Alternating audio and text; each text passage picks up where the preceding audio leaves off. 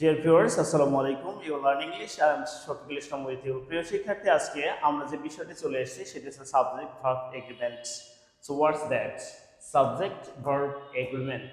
Subject মানে তো আমরা জানি, সাবজেক্ট মানে হচ্ছে উদ্দেশ্য, অর্থাৎ যাকে নিয়ে একটি সেন্টেন্স রচিত হয় সেটি হচ্ছে সাবজেক্ট। দেন হচ্ছে verb. Verb is the heart of English language or any sentence. তাহলে সেন্টেন্সের যেটা হার্ট সেটি হচ্ছে ভার্ব। দেন হচ্ছে এগ্রিমেন্ট হচ্ছে চুক্তি, অর্থাৎ সাবজেক্ট এবং ভার্বের মধ্যে যে চুক্তি সেটি হচ্ছে সাবজেক্ট ভার্ব এগ্রিমেন্ট। তো এক্ষেত্রে বিষয়টি হচ্ছে এরকম, যদি সাবজেক্ট সিঙ্গুলার হয় তাহলে ভার্বটি সিঙ্গুলার হবে, এবং সাবজেক্ট যদি প্লুরাল হয় তাহলে ভার্বটি হচ্ছে প্লুরাল হবে। দ্যাট মিনস আমার সাবজেক্ট সিঙ্গুলার অথবা প্লুরাল, পার্সন এবং নাম্বার এর ভিত্তিতে হচ্ছে ভার্ব বসানোই হচ্ছে সাবজেক্ট ভার্ব এগ্রিমেন্ট। এখানে আরেকটি বিষয় লক্ষণীয়, সেটি হচ্ছে জেন্ডার কিন্তু এখানে কোনো কাজে আসবে না।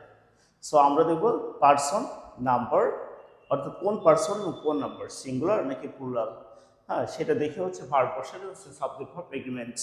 এটিও বিভিন্ন পরীক্ষায় এসেছিল। জব সলিউশনের মধ্যে তোমরা দেখতে পারবা যে অনেক পরীক্ষায় এটা এসেছিল, সাবজেক্ট ভার্ব এগ্রিমেন্ট কার সাথে সম্পর্কিত। তো এটি হচ্ছে সাবজেক্টের সাথে, অর্থাৎ নাম্বার এবং পার্সন এবং ভার্বের সাথে সম্পর্কিত, জেন্ডারের সাথে নয়।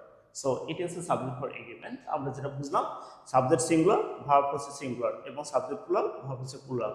সো আমরা এখানে কয়েকটি সেন্টেন্স লিখেছি, সেই সেন্টেন্সগুলো দেখি কি অবস্থায়। সো প্রথম যে সেন্টেন্স লেখা হয়েছে, অল দ্যাট দেন হচ্ছে গ্যাপ ইজ নট গোল্ড। তো আমরা এখানে যেটি বসাবো সেটা হচ্ছে, এটি একটা কমপ্লেক্স সেন্টেন্স। এই কমপ্লেক্স সেন্টেন্স দ্যাট হচ্ছে রিলেটিভ প্রোনাউন, তার আগে সাবজেক্ট দেওয়া আছে অল। সো অল যদি সাবজেক্ট হয় তাহলে ভার্বটা হচ্ছে সিঙ্গুলার হয়ে যায়।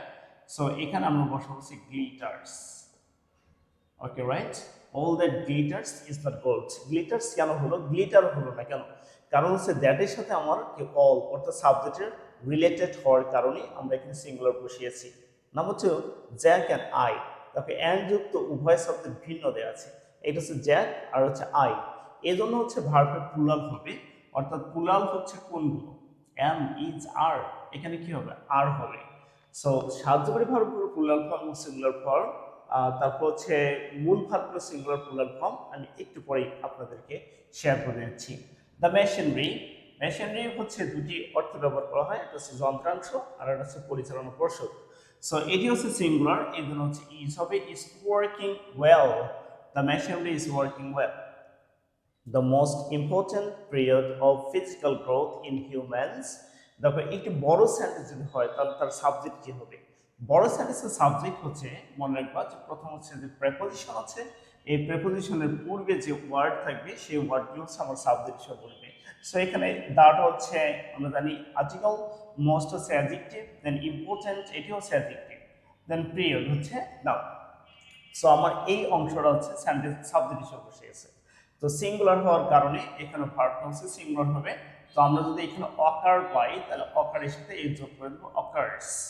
ওকে, নাম্বার 5, দিস গ্রেপস। আমরা জানি দিস হচ্ছে প্লুরাল ওয়ার্ড এবং তারপরে নাউনটি হচ্ছে প্লুরাল, যার কারণে ভাবছি এখানে প্লুরাল হবে। সো কি হবে, taste, taste sour, this grapes taste sour. Mars, a planet in our solar system। So Mars কি, মার্স হচ্ছে আমরা জানি যে মঙ্গল গ্রহ, এটি হচ্ছে প্ল্যানেটের নাম। সো এটি সিঙ্গুলার, যার কারণে ভাবছি ওইখানেও আমার কি হবে, সিঙ্গুলার হয়ে যাবে। So Mars is a planet in our solar system. The memoranda not important. So memoranda শব্দটি হচ্ছে প্লুরাল ফর্ম, যতগুলো ওয়ার্ডের সাথে সাধারণত আ থাকে সেটি প্লুরাল হয়ে যায়, আর এটি সিঙ্গুলার ফর্ম হচ্ছে আম, মেমোরেন্ডাম। ওকে, সো মেমোরেন্ডা প্লুরাল, যেহেতু এখানে প্লুরাল তাহলে ভার্বটি প্লুরাল হবে। সো ভার্ব হচ্ছে আর হচ্ছে প্লুরাল ফর্ম, এই জন্য এখানে আর বসানো হয়েছে। Cultural studies.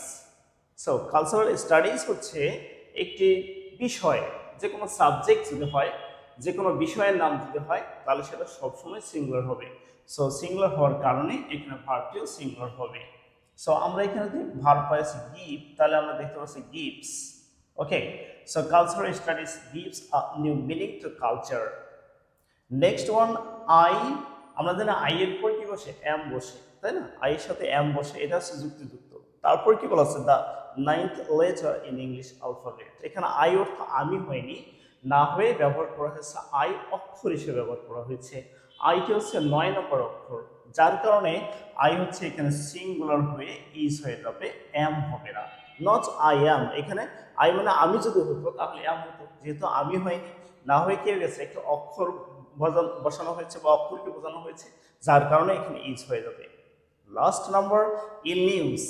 সো নিউজ শব্দটি হচ্ছে সিঙ্গুলার, এটা অলওয়েজ সিঙ্গুলার, যার ফলে ভাবটিও সিঙ্গুলার হবে। In news runs fast. Okay, runs fast.